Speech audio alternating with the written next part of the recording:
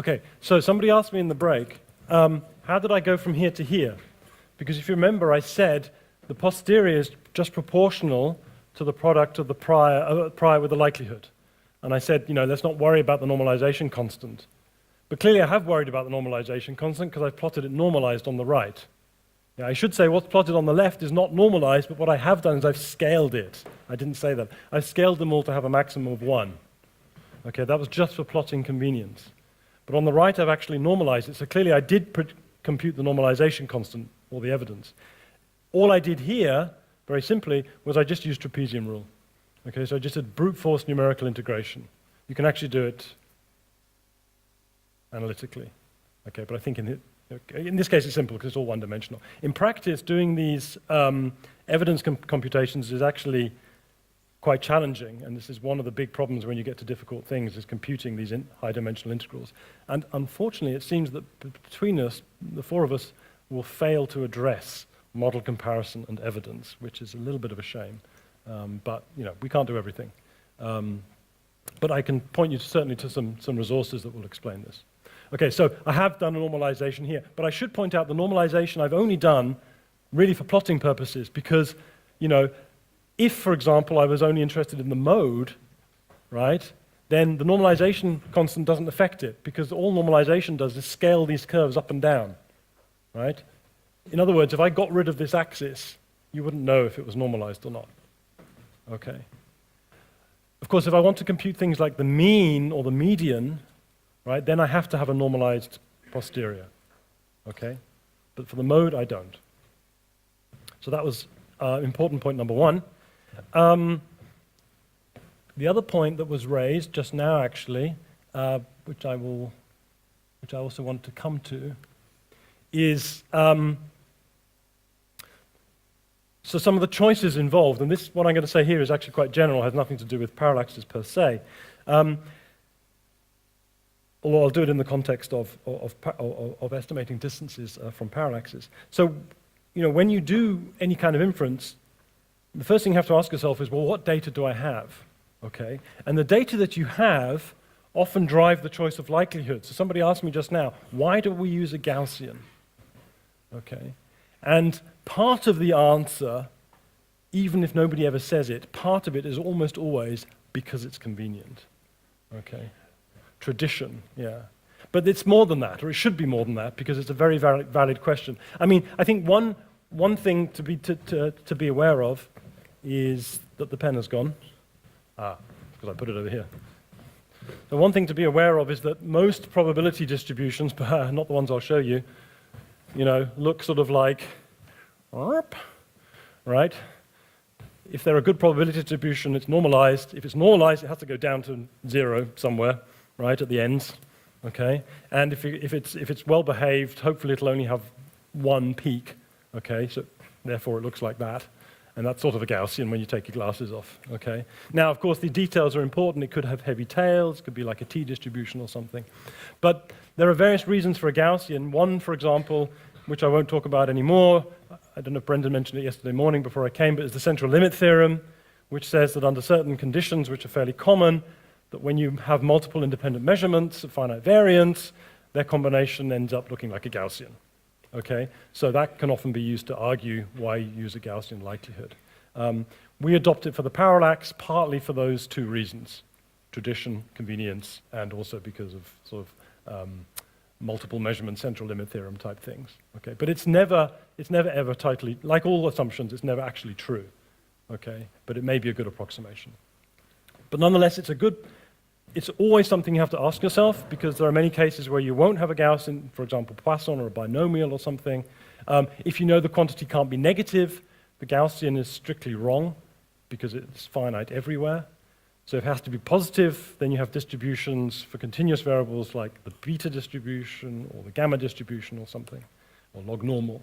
So there are many choices. But this will be driven by the data. It's not arbitrary. It's the measurement process, because the likelihood describes how your measurements come from your experiment, okay, or from the physical situation. Okay, so that will normally tell you what the likelihood is. And I think if anybody asks me what is the single most important thing in Bayesian inference, it's definitely the likelihood. Okay, the prior will play a role sometimes, but the likelihood is key. So whenever you approach a problem, think about the likelihood. Right? That would be if you want to forget everything else I say today, just remember that. So you have to think about the data, how the data are generated, and in this case it could be the parallax, but also say the magnitudes, the colors of the stars, this kind of thing. And what assumptions might be involved. Now, I'm talking about the simple problem of estimating distance from parallax, okay? But some of you will appreciate and realize that, of course, you have other information that indicates the distance to the star, the so-called spectroscopic parallax, which is a kind of bad name. It's not really a parallax, but distance estimates coming from the fact that stars don't uniformly populate the HR diagram. Many stars are concentrated into a main sequence. There are sort of forbidden areas, and you can use this to help you estimate the distance to a star. Right? If you know its color, then you can say, okay, given that color, and say it's a main sequence star, then you can predict actually roughly what its apparent magnitude, what its absolute magnitude should be, and therefore if you measure the apparent magnitude, that gives you some kind of information about the distance. Okay, now that's an additional assumption, stellar physics, HR diagram coming in here, and so assumptions also drive your choice of likelihood. Right? So people often talk about the prior being driven by assumptions and background knowledge. True, but so's the likelihood, and I would say even more so. Okay, there is no inference without assumptions. But of course, you do have to come to this question of what prior do you want to adopt, and this is something I will now talk about. And then, of course, what estimators do I want to use? So I would argue that Bayesian statistics or Bayesian inference stops once you get the posterior distribution if you're doing parameter estimation, which is fine. If you have one object, you can plot it in your paper. But if you have a billion objects, summarizing them with a billion plots is a little inconvenient, so you have to summarize it with some numbers, typically. And so you use estimators. And I showed you that there are cases where the mean, for example, the median may not exist. And if it does exist, it may be different from the mode, so which do you use? Okay, we can discuss this, but it's a choice you'll ultimately have to make, hopefully motivated in some way, but it is nonetheless a choice. Likewise, you should always have some kind of uncertainty estimate. There are many ways to do this. You could use a standard deviation, if it exists. You could use the quantiles to form a confidence interval, or a credible interval as it's called in the Bayesian context. You could use the full width half maximum to express some kind of width of your distribution. Again, many choices here have different advantages, disadvantages. Often depends on what it is about the posterior that you're trying to capture. And when we look at some examples, we can readdress this. Okay, just to show you a comparison, actually, I've come up with a fake distribution, well, just an artificial distribution here. I'll let you guess what it is. And I've computed various quantities and plotted them here. So the mode of this is, of course, here. That's the peak. The mean is here. The quantile, the 50% quantile, which is the median, whereas half the integrated probability, the half of the area is below this line and half is above. So this is the 50% quantile of the median. This is the 5%, the 95%. So typically you may want to quantify this distribution, for example, using the median, and then define a confidence interval using the 5% and the 95% quantiles to form a 90% confidence interval, for example. That would be a summary of this fictional posterior distribution. Another one might be the mean, which is here, the standard deviation, which I didn't plot, or you could take the mode and the full width half maximum here. And then this thing here, the 90% HDI, this is the so-called highest density interval. This is also 90% quantile. This means it also contains 90% of the area. So the integral of this curve from this point to this point, so this area here, is 90%. Right? There are an infinite number of 90% intervals. I can just take one and just shift it infinitesimally. Right? And I can get them. But this one, the highest density interval, is the one which, as the name says, contains the highest values. Okay, so it tries to capture the highest densities, and it's actually the shortest 90% interval you can get.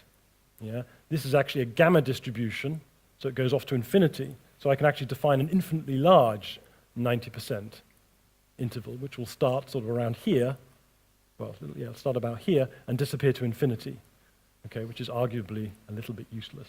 Okay, so you can do lots of wrong things. Okay, but the point here is there are lots of choices you can and will need to make.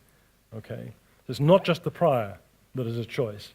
Summaries, likelihood, what data you use, don't use, what assumptions you make, they're all choices. Okay, so let's go back to the parallax problem, inferring distance from parallax. And again, if you have questions, just raise your hand, call out, whatever, okay, anytime. Yeah. But raise hand, sorry, no, don't call out, wait for microphone. Yes, thank you, Chair. Don't call out a question, raise hand, microphone will come. Okay, so we took the simple example of just having a uniform prior truncated to get rid of negative distances, okay? And then the suggestion came, and I showed you that, we'll come back to it, of, well, we could truncate it at positive distances to overcome this problem of the posterior not being integratable, not being normalizable, okay? So, and that is this prior here. So just some arbitrary distance scale here, we have a truncated uniform prior in distance, okay? Now, the problem with this prior, as Brendan already pointed out, perhaps without giving the full reason, is that, and was touched on yesterday, there was a bit of discussion about this, is, well, why uniform in distance, right? What's special about uniform in distance? It's certainly not non-informative. There is information in here, clearly, because I'm saying there's as much probability below, whatever this number is, 6,000, and 6,000 to 12,000. That's clearly quite informative. I'm saying also the star can't be more than 12,000 parsecs, whatever units I have here, away. That's a lot of information. Okay, so this is clearly a very informative prior. For the galaxy, it's also a crap prior because it's really nothing like the galaxy that we know, right? So if you really want to sort of, pretend you know nothing about the galaxy, then you could take a uniform prior. But if you look nearby in the galactic disk, yeah, if you go out to say 100 parsecs or so, or 50 parsecs or so, then the density of stars remains sort of broadly constant.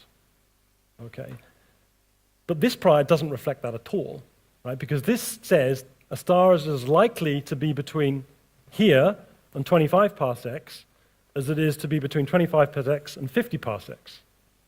But if you have a constant density of stars, then the number of stars from 0 to 25 parsecs will be 8 times smaller than between 25 and 50 just because of the volume effect, right? This is what, where's the pen? This is what Brendan said, yeah? So we have a sphere, you are here, and the volume, the surface area of this sphere, of course, is going as pi, as r squared. The volume of the sphere is going as r cubed. So the volume in here, okay, is 8 times smaller than the volume between 0 and 50 parsecs, okay? So a uniform prior would basically be equivalent to saying the density of stars is dropping off as 1 over r squared, okay? It doesn't do that, okay? 2 reasons it doesn't do this. Firstly, because we actually have done some measurements of the galaxy. Gaia isn't the first galactic survey, so we know that this doesn't happen on short distances. Okay, so it's just physically not appropriate for our problem, whatever its other properties may be. Okay. And another slightly more subtle problem, perhaps, is that this is scale invariant. Right? There's no physical scale in this. Right? 1 over r squared. There's no scale parameter. And well, the galaxy has a natural scale, right? The scale height of the disk is what, 100 parsecs or something. It's not 3 centimeters, okay? This doesn't recognize scale, physical scale, okay? So it's clearly not going to be a good prior. So you can have priors that seem to be sort of which are mathematically nice in some sense, right? For example, the log uniform prior, a prior that is sometimes called the Jeffreys prior, although Brendan correctly pointed out we should be careful with this name because it's used for other things, but going as logarithm of r has the property of scale invariance as well, right? But moreover, it's assuming that you have essentially no idea about the size of the physical scale, just that it's positive. But the problem with this, again, is it's also unphysical because it doesn't contain a scale parameter. And yet the galaxy has a physical scale that we do know about. And so we have extra information here. And you can argue about this, endlessly, and people do, about whether this is a good or a bad thing, but it's perfectly legitimate to take the point of view that we have prior information about the galaxy and we should be using it, at least the rough idea that the galaxy is of order hundreds or thousands of parsecs and not of order a few nanometers. Okay, so these priors don't respect that physical information. Okay. So another thing you could do then to get rid of this 1 over r squared scale invariant drop-off is instead make the prior proportional to r squared. Okay? In other words, this curve here. Now this will again create the problem of giving you an improper posterior, because if you don't cut this off, this just goes off to infinity. It's not normalizable, and so the posterior will have the same problem we had with the uniform prior, yeah, of just going off to infinity and never dropping to 0.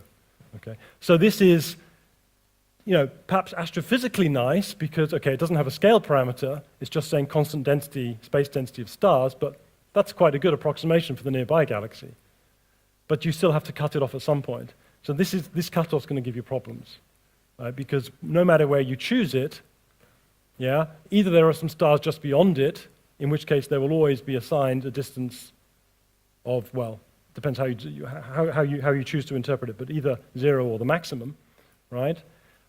Or, if you make this so large that you include all possible stars, this prior is peaking at very, very large distance. All its probability density is large distances, so you push out all stars with poor measurements to large distances. Yeah. Now, I should again make the point that Brendan also made yesterday, and you'll find in any Bayesian textbook, of course, that the posterior, is not, let's not forget the likelihood, right, in this game. Yeah, and if the likelihood is very informative, then of course the prior will play relatively little role. And so the sort of schematic way of looking at this is to think that if we had some kind of, I don't know, oh, I do have another color. So apologies for the colorblind people.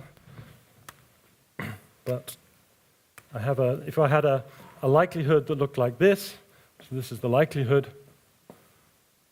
I'm plotting the likelihood as a function of r, so it's not actually a probability density function, right? I'm not claiming it's Gaussian, I'm just plotting this for convenience. If my prior, of course, looked something like this, the posterior is literally just the product of these two things renormalized, okay? And clearly in this case, the prior is going to dominate my posterior because the likelihood sort of doesn't, it's changing a little bit, but not a lot. Perhaps a better example if I put the prior here, right? Then the likelihood is kind of irrelevant in some sense.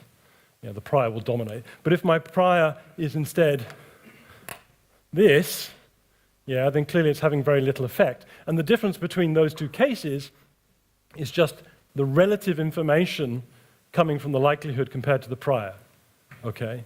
And so, depending on how good my information is, right, the prior may or may not be important. But so I'm predominantly looking or worried about the cases where the prior is important, because this is where you have to do the real thinking.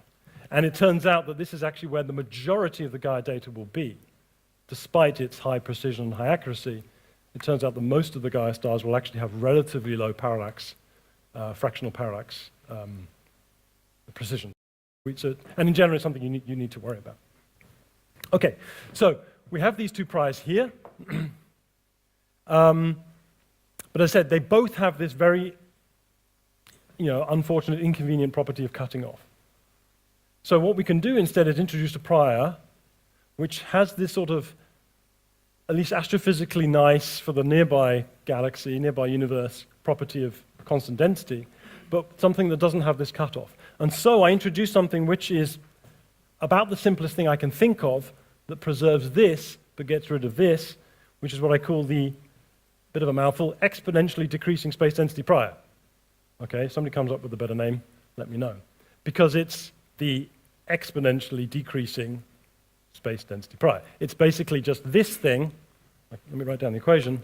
It's this thing multiplied by an exponential decrease. So we had before this going as r squared. That's a square, sorry. And now I'm just going to multiply it by e to the minus r divided by some length scale parameter L. Okay? So for r greater than 0, L greater than 0. Yeah. Okay? And this, as I said, this is primarily just from the convenience, mathematical convenience point of view, of having something which doesn't cut off sharply, and then nearby, does something which is, of course, not going to be correct necessarily, but at least is very, very simple.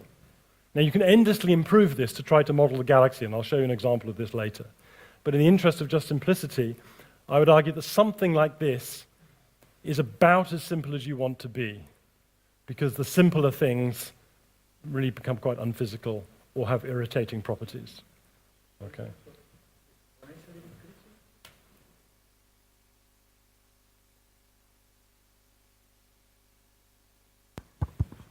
Okay, so, sorry, I lost the rationale for the exponentially decreasing. So an exponential function has no cutoff, right? It goes off to infinity, but it asymptotes to 0 at infinity, so it just decays smoothly. So it has no sharp cutoff. So it's just mathematically convenient, but not physically? Well, it's physically convenient as well, because if you choose this, right, for the galaxy, where do you choose your cutoff? That was a question, which you now have to answer, right? You will have to choose the number somewhere, and how do you know a priori, are you happy a priori to say there are no stars in my galaxy beyond some distance? And if you just make it arbitrarily large, yeah, then the problem is that let me just show you an example. If you make if you try to overcome that problem. How about 100 kiloparsecs? So surely the point is not where the stars are, but where the detectable stars are, and you can't detect. Yeah, but we see stars in external galaxies. Okay, so we see Andromeda. We see individual stars in Andromeda, at a megaparsec or so. Okay, so I do my units in megaparsecs. In fact, we see quasars at whatever many parsecs they are. Let's not worry about those. So let me take my green curve, which I'll plot in black. So I'll take my cutoff at a megaparsec, okay? And now my likelihood, right, for poorly measured parallaxes expressed as a function of distance may look something like this, okay? Now the product of these gives me something which is, increasingly peaked towards large distances, okay? So when my parallax precision is poor, in other words, the prior dominates, then, because the prior looks like this, whatever estimator I take from the resulting posterior, the resulting posterior is going to be, whatever it's going to be, something like, I don't know, whatever, yeah? But it's going to be increasingly pushed towards large distances. Any estimator of this is going to be at large distances. And the further I push this out, the larger that distance will be. And I'll actually show this, I'll show you a specific example in a minute, which doesn't have my crappy sketching. Okay.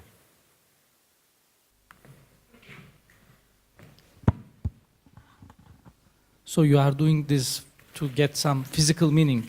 So what about using like sausage profile for your, prior? Sure. This absolutely. You can, for the external galaxies, it shows, the distribution of the light. So, well, we have to use a prior. Okay. You can infinitely complicate this, right? The prior that you use, but remember you have to use it as a prior over the distance seen from us. So it's the prior over the distance, not the separation within some galaxy. So of course you could do, and I'll show you this in a minute, we'll come to this, I'll get to the next of complication, but you could do a prior which is somehow representing what the galaxy does. Okay? Sure, you can do that. That may have 20 parameters. How do you fix them, right? At least this only has one, right? So this is always this endless trade-off, right, with prior selection. The more complicated you make it, the more you try to match it to the real situation, right? The better it may be, but better in the sense that it matches what you already knew. And at some point, your posteriors, the stronger your prior is, the more your posterior will be driven by what they say. And of course, you're doing a new survey to learn new things, right? So there's a trade-off here. If you make it too simple, unphysical, negative distances, blur, right? If it's too complex, you just get out of the data what you put in, namely the prior, right? So posterior is this constant sort of tug of war, if you will, between prior and likelihood, yeah? And you may not like it, but there's not much you can do about it, because as data get poorer, yeah, your assumptions take over if you want to do inference, right? I mean, you have this in everyday life, right? I mean, if I'm going for a run through the forest, right, in my house, which I do, right, and then some object kind of flashes past me, and I didn't really get a good view of it, okay, do I think it was a deer, or do I think, because it was a little bit yellow, it was a lion, right? Now, had I stopped and stood there, and the thing, looked at me, growled, and went, "Rawr," and I think, oh, it's probably a lion, okay? But I just got a flash, and my data were really bad. I didn't really get much of an idea. What do? Do I panic, run home because I think it's a lion? No. I think it's a deer. Why do I think it's a deer? Because I know that deers live in the forest where I live. I'm pretty sure there aren't any lions.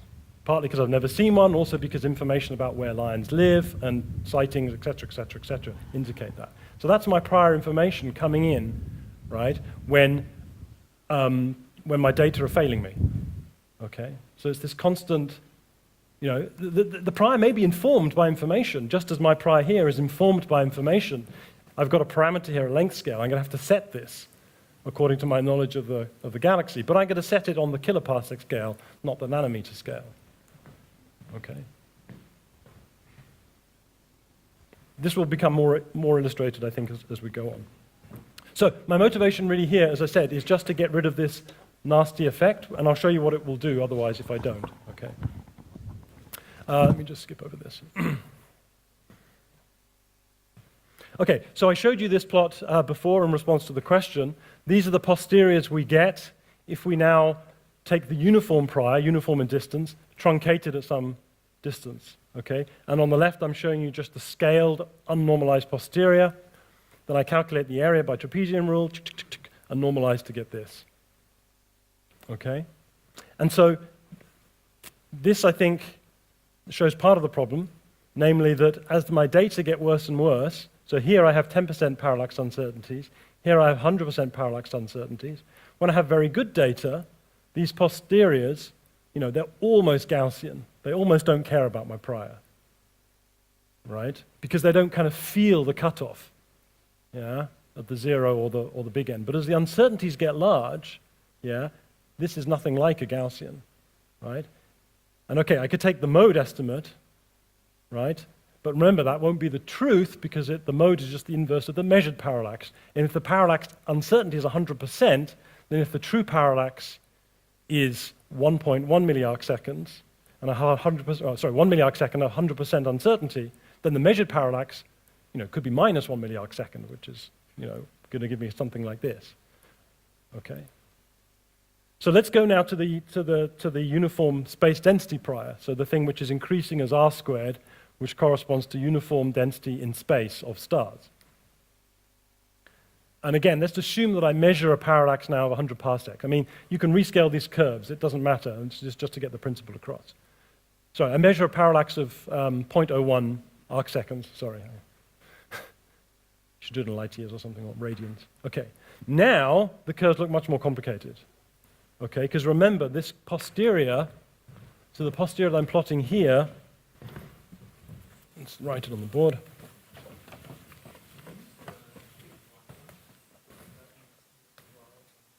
Second, do we have a thicker black marker?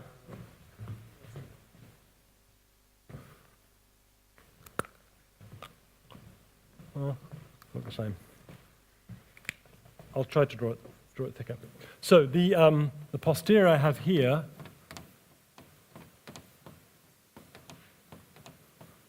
is the likelihood, which is going as the exponential of minus 1 over 2 sigma squared, parallax minus 1 over r squared, multiplied by the prior, which is easy, it's just going as r squared.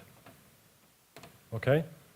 So all I'm doing here on the left is plotting this equation as a function of r, right, and rescaling it so that the maximum is 1.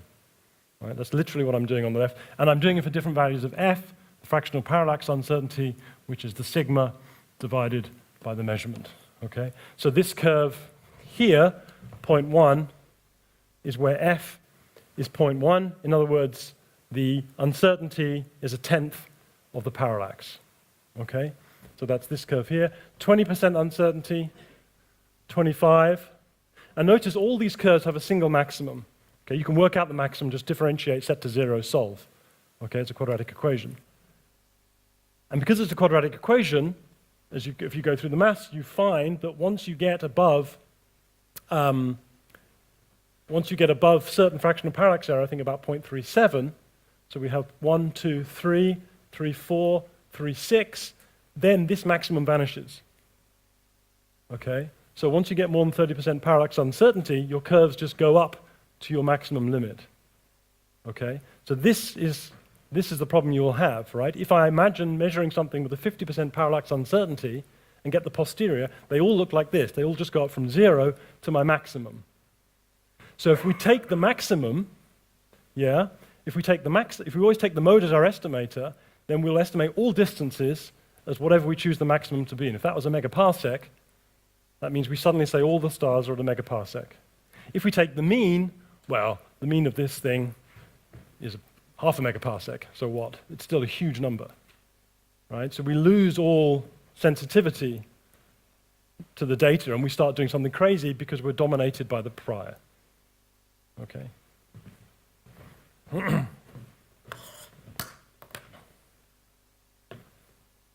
So let me then just show you what we get with this exponentially decreasing prior, and then we can move on in a moment to the exercises.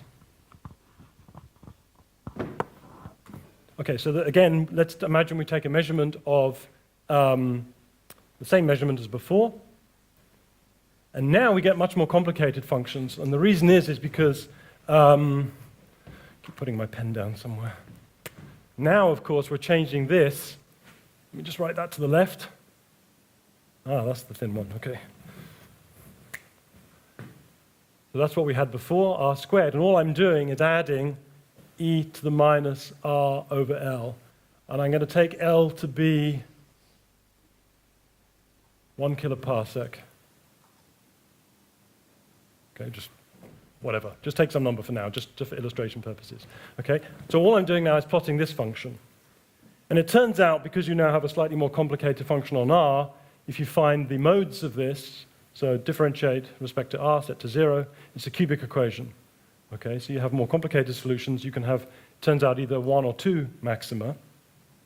And so what you find is that at the black lines here are just showing what you get for, well, here 10, 20%. Actually, I've got a zoom of this. If we zoom into the... so this is exactly the same plot. I've just zoomed it up to a 1 kiloparsec scale.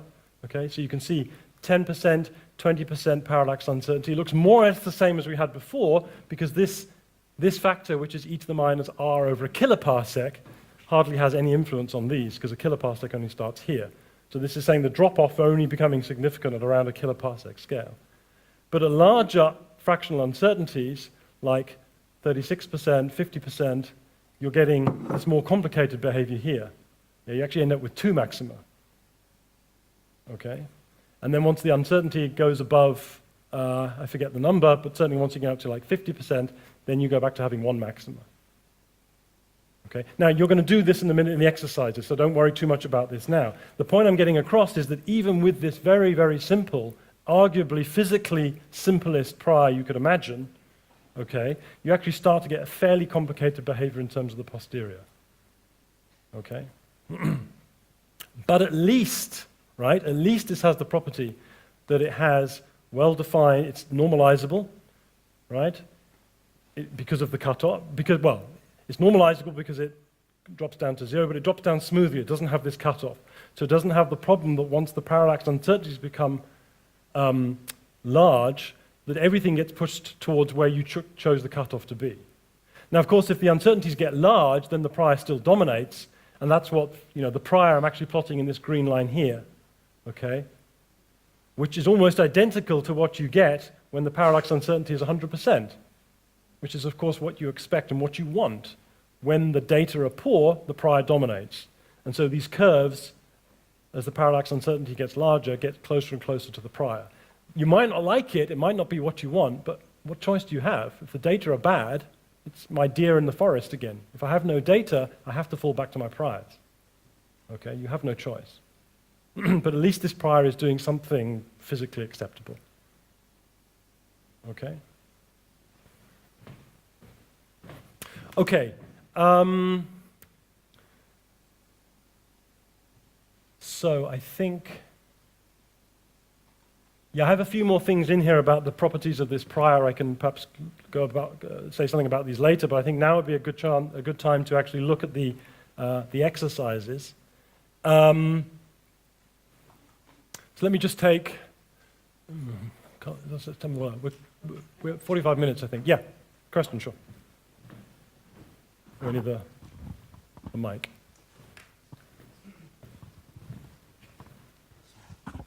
Sorry, I missed, I think, these green and red things. And also for the y-axis, you just said r square e over minus r. But did you take the L on the plot? On the plots? L? The So scale length? So I've plotted, these plots here are exactly this equation. Okay, it's exactly this equation. In this case, scaled to have a maximum of 1, just for plotting convenience. And here I've normalized it. No, on the whiteboard, you write L, 1 kiloparsec, but on the equation that you show there, on the y-axis, there is no minus r over L. So Don't worry about this. This is just my notation to indicate the prior. So forget what I've written here. This axis is this equation.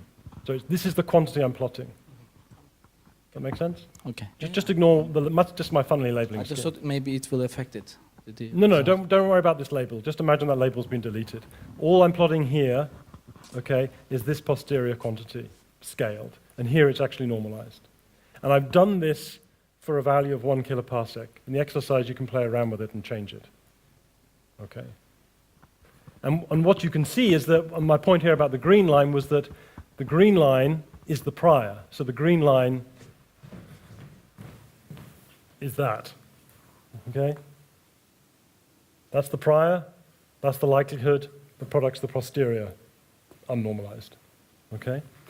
And the prior, the posterior, gets increasingly more like the prior the less informative the data are. You can see that from this equation here, because as this sigma gets larger and larger and larger, the exponential, this exponential squared term just gets flatter and flatter and flatter.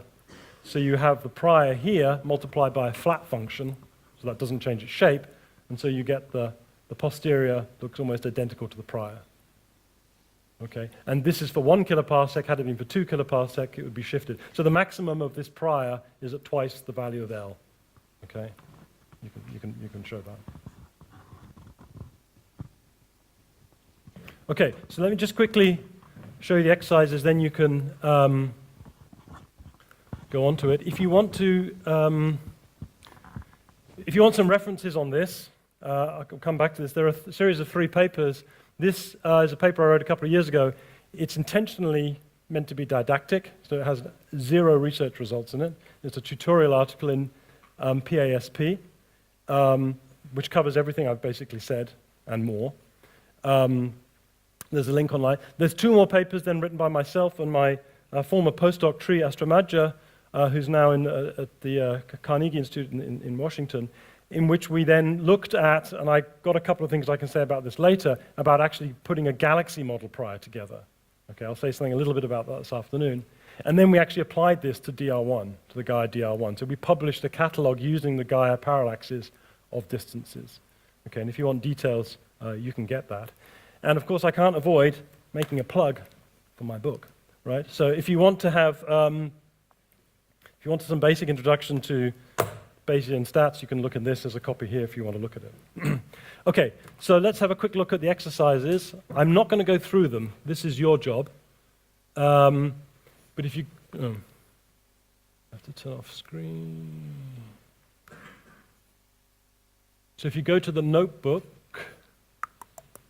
here, the link is on the page, you'll find all these things. Now, I'm sorry, I'm a bit of a GitHub novice, so I didn't quite know how to structure it in all the directories and everything, so I just dumped it all in.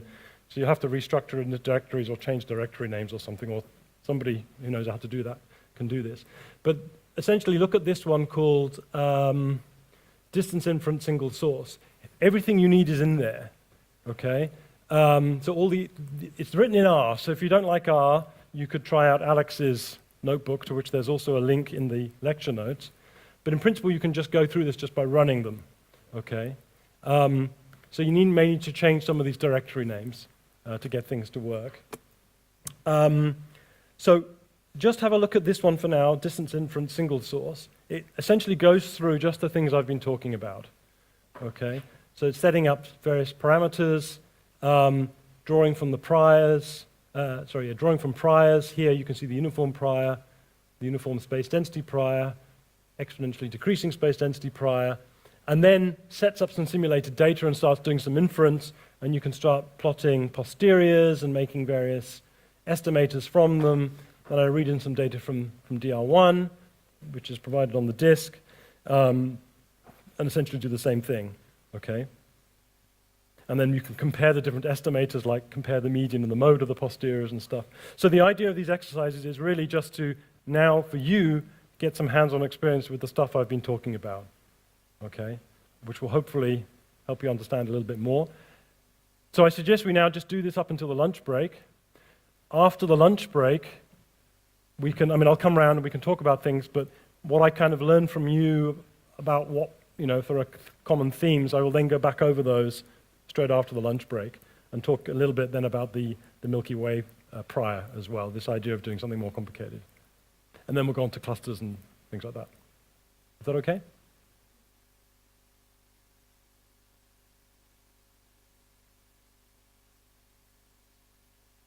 No, just this one. Just look in this one. There are 3 notebooks, but for now, just look into the one called Distance Inference Single Source. Okay, don't worry about the other ones for now, because I'll talk about those later.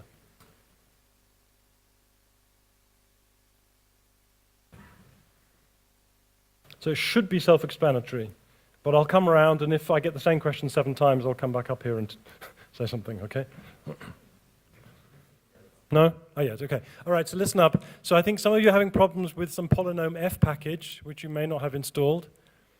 So I'm afraid I don't really understand Python notebooks. Because we installed it on R, and then restarted the kernel, and then it wasn't seen by the Python notebook. Anyway, work around to this. If you don't want to use the Python notebook, fine. You can just use R directly, but then what you need to do is just cut and paste from the Python notebook. Well, I call Python notebook, it's not Python notebook, it's a whatever notebook. You have to cut and paste that into a single file, okay, and just run that, okay? So for some reason, I don't know why some people notebooks are not understanding that the package has been installed. I've not had the problem. But as I said, you can run all of this in the R environment directly, but I haven't given you a .r file with the basic script, only the function. So the script you can see, if you display it in the notebook, you can just cut and paste it, right? It's just a few blocks of text. Does that make sense?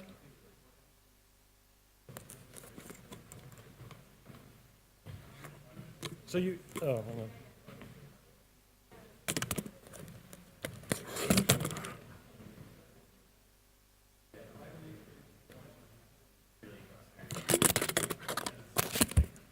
So if you need to install the package, you just do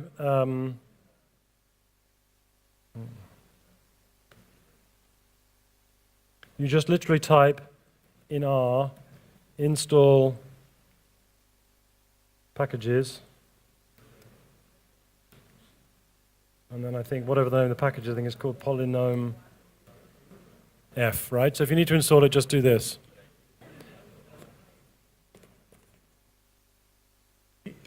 If you don't want to use the, is this working? No. If you don't want to use the Jupyter notebook, I've just uploaded this file here, which is just all the commands that were in the Jupyter Notebook but now in an R file. So you can just read this directly into RStudio, for example, if you use that, and then you can just, execute these blocks of text. It's just a copy of what was in the Jupyter Notebook. Okay, so some of you, some of you are having the problem that if you installed a package for some reason, no idea why, Jupyter didn't know about it.